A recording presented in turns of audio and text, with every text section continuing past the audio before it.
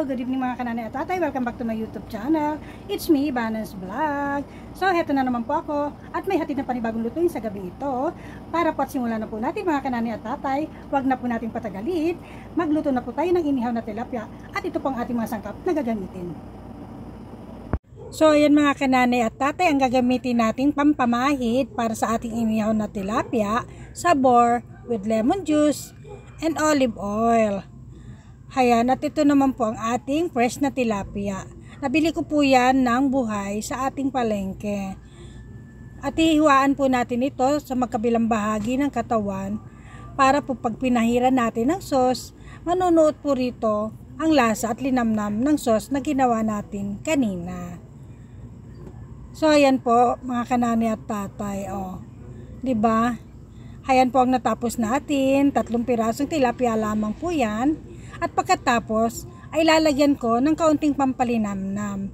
Depende po sa inyo kung anong pampalinamnam ang inyong gagamitin.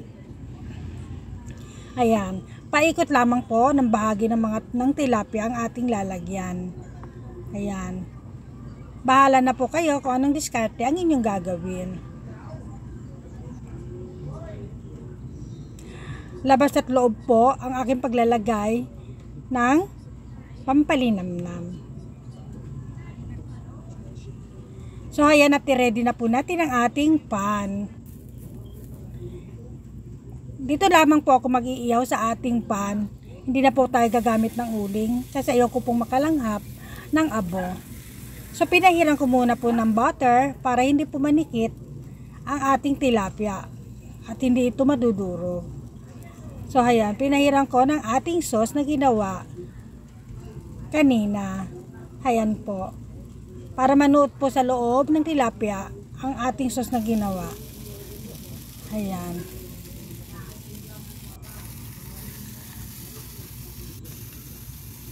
Ayan. After 3 to 5 minutes, babalik na rin po natin para muli natin itong lagyan ng sauce na ating ginawa.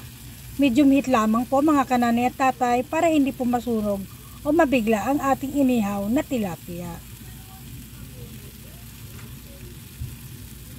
Siguraduhin lamang po natin na malalagyan po natin lahat ng bahagi ng tilapia ng sauce para po masarap at malinamnam ito. Ayan, balik-balik na rin lamang po natin. Tansyahin nyo na lamang po para hindi po ito masunog. So ayan. Ganyan lamang po ang aking ginagawa pag gusto kong magluto ng kahit na anong isda or baboy. So hanguin na po natin dahil luto na po ang ating tilapia. Huwag niyo pong kalimutan, after 3 to 5 minutes, balik-balik na rin po natin at pahiran ng sauce na ating ginawa. So ayan, at muli na po tayong naglagay ng panibagong isda. Dahil may natapos na po tayong dalawa, may natira pa pong isa. 1 kilo po yan, malalaking tilapia. Kaya 3 lang po ang ating 1 kilo. So ayan, after 3 to 5 minutes, babalik na rin na po natin. Ayan, medyo nahirapan po ang inyong inday. So ayan, at pahiran ulit natin ang ating sauce.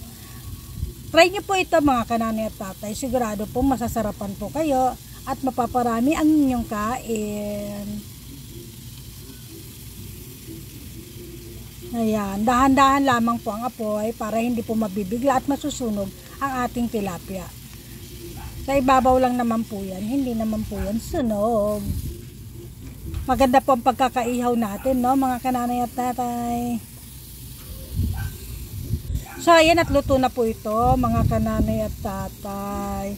Maya-maya lamang po ay hahanguin na natin ito.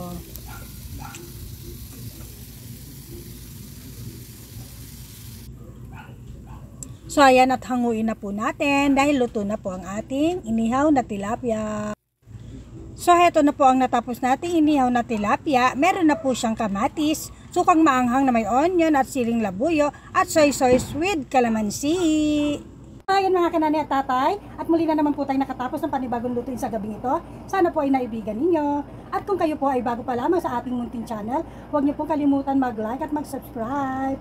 At siya nga po pala sa aking mga unique viewers, silent viewers, at sa lahat po ng aking mga subscriber, family and friends. Thank you so much po sa inyong lahat sa panonood at hindi nag-iisip ng ads. Thank you so much po. God bless you all and more power to all of you guys. Bye-bye!